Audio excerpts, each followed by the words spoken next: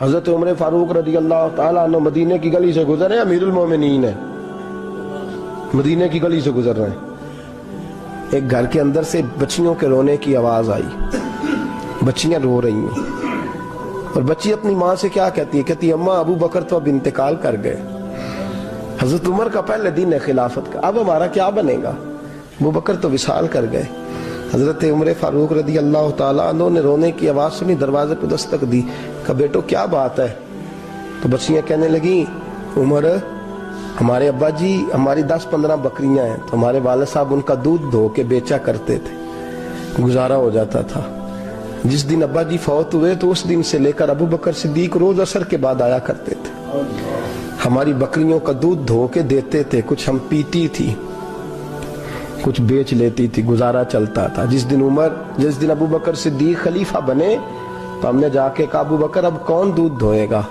تو سیدنا صدیق اکبر رضی اللہ تعالیٰ عنہ نے فرمایا بیٹے پہلے تو میں مرضی سے خدمت کرتا تھا، اب تو مصطفیٰ کی امت کی نوکری میری ڈیوٹی بن گئی ہے، تو میں آؤں گا۔ بچیاں رو رہی ہیں، حضرت عمر کو بتاتی ہیں، کہتی ہیں ابو بکر چلے گئے ہیں تو ہم پریشان ہیں، یتیم ہیں، لاوارث ہیں، بھائی کوئی نہیں، کون آئے گا، کون دیکھ بھال کرے گا؟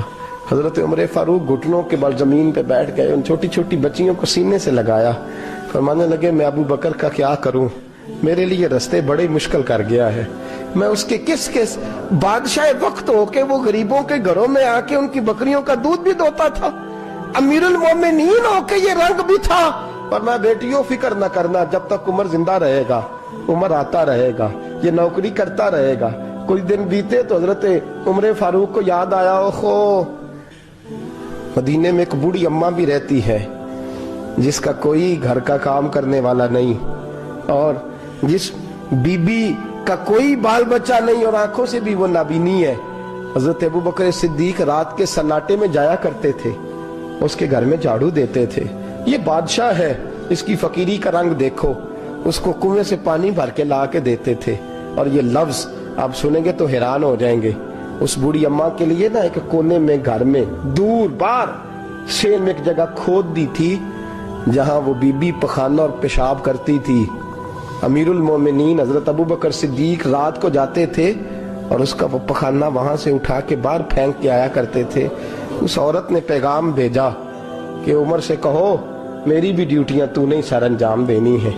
عمر فاروق ساری رات کام کرتے، سناٹا گہرا ہوتا تو جھاڑو دبایا بغل میں، اور عمر فاروق نکلے ہوئے اس بی بی کے گھر میں جھاڑو دیا جا رہا ہے۔ حضرت انس بن مالک فرماتے ہیں میں نے آخری عمر میں بھی اس بوڑھے عمر کو دیکھا ہے، اس بڑھاپے میں بھی میں نے اس شخص کو دیکھا ہے کہ جب وجود کمزور ہو گیا، داڑھی سفید ہو گئی، لیکن پھر بھی اس کا انداز نہیں بدلا، اس نے ساری زندگی بادشاہی میں فقیری کر کے گزار دی، یہ پھر بھی کسی کے گھر میں جھاڑو دیتا ہے، کسی کی بکریوں کا دودھ دھوتا ہے، یہ کسی غریب میرے دوست یہ۔ اور جب سیدنا فاروق اعظم رضی اللہ تعالیٰ عنہ خطبہ دینے بیٹھتے ہیں تو کپڑے پھٹے ہیں، پیبند لگے ہیں، مزاج سادہ ہے، بڑا مال آیا ہے، بڑا مال، لیکن تقسیم کر دیا، اور یہی انداز آگے اپنے گورنروں کو دیا۔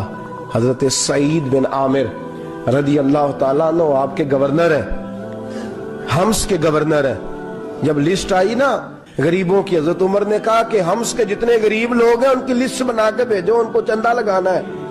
تو 18ویں نمبر پر حضرت سعید بن عامر کا نام بھی آ گیا، گورنر صاحب کا۔ تو حضرت عمر نے سوچا شاید کوئی اور سعید بن عامر ہے، فرمانے لگے یہ کون ہے؟ جس کی ڈیوٹی لگائی تھی اس سے کہنے لگے یہ سعید کون ہے؟ تو کہا حضرت جی ہمارے صوبے کا گورنر۔ تو فرمایا اس کی لسٹ فقیروں میں؟ فرمانے لگے پتہ نہیں آپ نے کیا رنگ بھر کے بھیجا ہے، مہینہ مہینہ یہ شخص درختوں کے پتے کھا کے گزارا کر دیتا ہے۔ یہ میں فرشتوں کی کہانیاں نہیں سنا رہا آپ کو، میں آپ کو جنات کی یا عالم بالا کی باتیں نہیں، اس دھرتی پہ بسنے والے، اس دھرتی پہ وقت گزارنے والے میرے رسول پاک کے تیار کردہ ہیرو کی باتیں عرض کر رہا ہوں۔ حضرت عمر گئے ایک دفعہ، کہا مجھے بتاؤ تمہارا گورنر کیسا ہے؟ تو حمص کے لوگ کہنے لگے ہمیں اپنے گورنر سے 4 شکایتیں۔ کون کون سی؟ کہ پہلی بات تو یہ ہے کہ گورنر صاحب کو چاہیے فجر کے وقت آئیں، یہ سورج نکل آتا ہے تو باہر آتے ہیں گھر سے، سورج نکل آتا ہے تو آپ کہہ کے تو دیکھیں کسی معمولی سرکاری ملازم سے بھی फिर आप देखिए आपका क्या बनता है। कहा ये सूरज निकलते वक्त आते हैं। दूसरी शिकायत यह है कि दिन को मिलते हैं रात को नहीं मिलते। तीसरी शिकायत यह है कि महीने में एक दिन मिलते ही नहीं, गवर्नर साहब। चौथी शिकायत है कि रोते हैं, कभी कभी इतना रोते हैं कि बेहोश हो जाते हैं। हजरत फारूक आदम ने खड़ा कर लिया, फरमाया सही तेरी शिकायत आई हैं का हुजूर हुक्म। फरमाया सुना है, पहले तू फजर के वक्त आ जाता था लोगों के मसाइल सुनने, अब तू सूरज निकलते वक्त आता है। का हुजूर बीवी बीमार हो गई है और घर में नौकर तो है कोई नहीं, तो मैं सवेरे उठता हूं तो पहले नाश्ता बनाता हूं, बच्चों को खिलाता हूं। उस औरत ने 35 साल मेरे साथ वफा की है, अब चारपाई पे है तो मैं उसके मुंह में लुकमे डालता हूं। कहा उसे खाना खिला के जब वो दुआ देती है तो फिर निकलता हूं। तो कहा सुना है तो हफ्ते में एक दिन मिलता ही नहीं, महीने में। कहने लगे हजरत जी जब मदीने से आया था तो एक कुर्ता और एक तामद साथ लाया था, मुझे आज 2.5 साल हो गए हैं, मैं नया लिबास नहीं खरीद पाया। मैंने अर्ज की मैं इस धरती में बसने वाले लोगों की दास्तान सुना रहा हूं। कहा मैं अपनी तामद धोकर खुश्क होने को डाल देता हूं, उसे आधा दिन लग जाता है, खुश्क होती है तो तामद पहन के कमीज धो लेता हूं और फिर कमीज डाल देता हूं। हजरत जी सारा दिन बीत जाता है तो बाहर नहीं आ पाता। हजरत उमर फारूक की गर्दन झुक गई। का सुना है तू रात को मिलता ही नहीं, ये लफ्ज कहे तो हजरत सईद बिन आमर कहने लगे ये मेरा राज था, आप मेरे अमीर ना होते तो कभी फाश ना करता। दिन मैंने बंदों के लिए रखा है, रात अपने रब के लिए रखी हुई है। मैं रात की तन्हाइयों में अपने करीम की बारगाह में जाता हूँ और मैं सारे दिन के गुनाहों की माफी मांगता हूँ। मैं अपनी गलतियों की तलाफी का सवाल करता हूँ, उसके हुजूर जाता हूँ, उसे दुखड़े सुनाता हूँ। रात मेरी उसके लिए बीत जाती है। हजरत उमर की और गर्दन झुक गई। फरमाया ये बता कि तू मिलता ही नहीं, कभी कभी तो रोता है और बेहोश हो जाता है। हजरत जी 40 साल की उम्र में कलमा पड़ा है, जब 40 साल के पिछले गुनाह याद आते हैं तो कब फिर मैं जब्त नहीं कर पाता वो खताएं, वो पाप, वो जुर्म, वो खताएं। जब सोचता हूं ना कि रब खड़ा करके पूछेगा बता ये जुर्म क्यों किया, तो वो एहसास मुझे परेशान कर देता है। हजरत जी मैं फिर बर्दाश्त नहीं कर पाता, फिर मैं तड़प उठता हूं, मेरी ये कोताहियां हैं, बताइए क्या कहते हैं। हजरत फारूक आजम ने गर्दन उठाई तो आंखों में आंसू थे। कहने लगे या अल्लाह मुझे इस जैसे कुछ और गवर्नर भी अता फरमा, या अल्लाह इस जैसे कुछ और गवर्नर भी। अजीजों अपना हाल क्या है। मुल्क शाम जब फतह हुआ तो हजरत साद बिन अबी वकास रदी अल्लाह ताला अन्हु कहते हैं कि कुछ लोग मुझे कहने लगे कि हम आपसे मामला तय नहीं करेंगे, हम जजिया देंगे, टैक्स देंगे, इस्लामी हुकूमत के ज़ेरे असर आएंगे, लेकिन आपसे मामला तय नहीं करेंगे, अपने अमीर को बुलाइए। तो हजरत सैयदना साद बिन अबी वकास कहते हैं मैंने खत लिखा। फरमाते खत लिखा हजरत उमर को। मैंने कहा जनाब आइए। जवाब में हजरत उमर ने खत में जवाब लिखा कि फलां दिन फलां तारीख फलां वक्त में मुल्क के शाम पहुंच जाऊंगा। हजरत सैयदना उमर चले घर से, एक गुलाम, एक घोड़ा, एक नेजा। हजरत फारूक आजम ने कुछ खजूरें, खुश्क खजूरें, कुछ सिरका बांध के रख लिया रस्ते में खाने को। ये बादशाही में फकीरी हो रही। लाखों मुरब्बा मील का हुक्मरान है, करोड़ों अरबों रुपए पास पड़े हुए, वो सारी चीजें रख ली और सैयदना उमर फारूक रदी अल्लाह ताला अन्हु चलने लगे। अब गुलाम से कहने लगे भाई मेरा घोड़ा जरा माड़ा है, कमजोर है, तय कर लें, इतने मील तू घोड़े पे बैठेगा, मैं पैदल चलूंगा, फिर इतने मील मैं घोड़े पे बैठूंगा, तू पैदल चलेगा। मुल्क शाम पहुंचने का वक्त आ गया। जब वक्त आया तो पैदल चलने की सवारी हजरत उमर की थी, उनकी बारी थी पैदल चलने की, और सवारी पर सवार होने की बारी गुलाम की थी। तो ये लोग रिश्ते करते हैं ना तो किराए की कार लेके चले जाते हैं, बाद में वो पूछते हैं कि तुझे कार ते आए सो।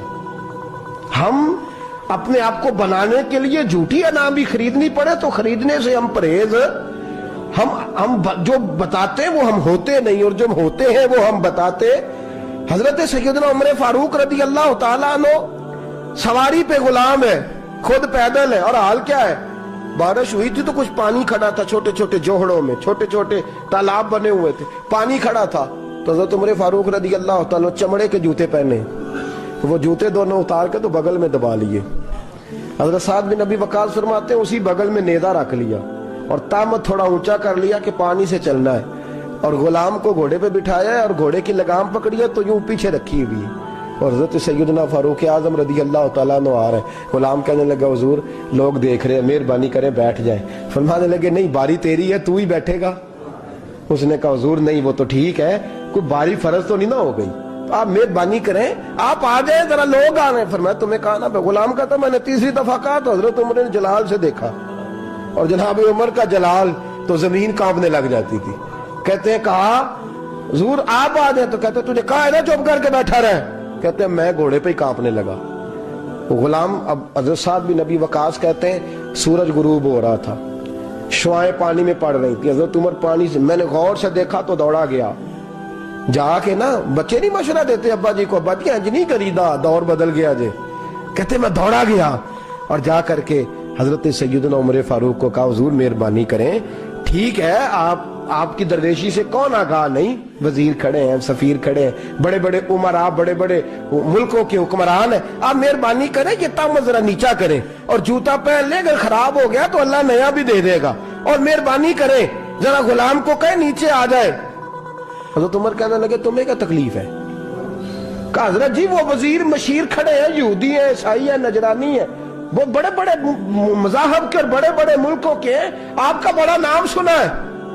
حضرت سیدنا سعد بن ابی وقاص فرماتے ہیں میرے ساتھ اتنا ترش رویہ حضرت عمر کا پہلے کبھی نہیں ہوا، کہتے ہیں ماتھے پہ شکن آیا اور کہنے لگے تجھے تیری مار ہوئے، ان 4 لوگوں کے لیے میں اپنے نبی کا طریقہ چھوڑ دوں، ان 4 دنیا داروں کے لیے نبی پاک کا طریقہ چھوڑ دوں؟ فرمانے لگے سر سے پگڑی اتاری حضرت عمر نے جلال میں، فرمانے لگے میرے سر پہ جو بال ہے نا یہ مجھے کسی دنیا دار نے نہیں دیے، یہ ساری عزتیں مجھے آمنہ کے لال نے عطا فرمائی ہے، اور میں ان محبوب کا طریقہ ان 4 لوگوں کی خاطر چھوڑ دوں؟ فرمایا قرآن کہتا ہے ان اللہ یامر بالعدل والاحسان، جب میں نے خود عدل کا تقاضا یہ رکھا ہے کہ کبھی وہ بیٹھے گا کبھی میں بیٹھوں گا، باری اس کیا تو میں کیسے بیٹھ جاؤں؟ حضرت سعد بن ابی وقاص فرماتے ہیں اسی درویشی میں سلام اس پر کہ جس نے بادشاہی میں فقیری کی، کہتے ہیں اسی درویشی میں حضرت عمر پہنچے تو جو پہلے ڈرا کرتے تھے جب حضرت عمر آئے تو انہیں کامتے بھی دیکھا، روب اور بڑھ گیا، ان کے دلوں کے اندر حضرت عمر کا دبدبا اور بڑھ گیا، اور میرے کانوں میں کہنے لگے سعد پہلے سنا تھا لیکن دنیا سچی کہتی ہے، جو حال محمد اور محمد کے غلاموں کا ہے صلی اللہ علیہ، وہ دنیا میں دوسرا کوئی حاصل کر سکتا؟ آج ہمارے پروٹوکول، ہمارے دبدبے، ہماری انا پرستیاں، ہمارے دعوے، ہمارے طریقے، میرے عزیزوں لوگ ہمیں آ کے مثال دیتے ہیں، کہتے ہیں یورپ کی فلاں گلی میں یہ ہوتا ہے، میں نے کہا وہ گرد راہ کو نہیں پہنچ سکتے، یہ ساری چیزوں تو میرے مصطفیٰ کے غلاموں سے حاصل کیا، لوگ ہم نے چھوڑ دی، غیروں نے اپنا لی۔ خدا را اپنی زندگی میں تبدیلی لائیں، درویشی، سادگی، بے تکلفی، یہ زندگی حسین ہوتی ہے، یہ زندگی سکون والی ہوتی ہے، یہ زندگی اچھی ہوتی ہے، یہ فرحت اور تازگی والی ہوتی ہے۔ اپنے آپ کو ان تکلیفوں اور آلائشوں میں مبتلا نہ کریں، اگر اللہ مال دے، عزت دے، دولت دے، اللہ تعالیٰ نفاست عطا کرے تو پھر اپنے آپ کو سادہ کریں، آزاد کریں، کھلی ہوئی کتاب بنا کے اپنے آپ کو رکھیں۔ مجھے ایک بچہ کہنے لگا حضرت جی جب بھی آتے ہیں آپ کہیں بیٹھے مل جاتے ہیں، ہم کسی کو لا کے کہتے ہیں جناب حضرت جی بڑے مصروف ہیں اور آپ یہاں آگ تاپ رہے ہیں جلا کے، مہربانی فرمائیں۔ میں نے کہا یار 2-4 دن تو بن سور کے بیٹھنا بندے کے لیے آسان ہوتا ہے، سارا دن ملمہ سازی کر کے رکھنا اتنا آسان کام؟ تو ویسے بھی بندہ جو ہو وہ نظر آئے تو اس کے لیے زیادہ بہتر ہوتا ہے، جو ہو وہ دکھائی دے، وہ زندگی آسان ہو جاتی ہے، بہتر ہو جاتی ہے۔ اور ویسے بھی جو کھلی ہوئی کتاب ہوتی ہے اس میں لوگ مشکوک نہیں ہوتے، جو بندی ہوئی ہوتی ہے نا اس میں لوگوں کو خبر نہیں ہوتی کہ نہ جانے یہ کیا معاملہ ہے۔ میرے عزیزوں اپنے آپ کو بے تکلف بنائیں۔ بے تکلف سے مراد یہ نہیں کہ جیسے بے تکلفی ہم نے ایک غلط چیز کا نام بے تکلفی رکھ دیا ہے کہ جو آدمی بات پہ ٹھٹھا کرے، بات میں مذاق کرے، وہ بے تکلف ہوتا ہے۔ یہ تو بے تکلفی اسلام اس کو پسند ہی نہیں۔ بے تکلفی سے مراد یہ ہے کہ جھوٹی انا نہیں بنائے، جھوٹے معاملات اپنے گرد نہیں اوڑے۔ اپنی اگر اللہ آپ کو بہت زیادہ مال و دولت دیتا ہے تو جتنا وہ مولانا رومی کہتے ہیں جتنا ٹہنی پہ پھل زیادہ لگتا ہے نا اتنی وہ ٹہنی جھک جاتی ہے، جو اکڑی ہوتی ہے سمجھو وہ خالی ہوتی ہے۔ اگر آپ پھلدار ہیں تو پھر آپ کو جھکے، پھر آپ کو با اخلاق ہونا چاہیے، با مربت ہونا چاہیے، پیار والا ہونا چاہیے۔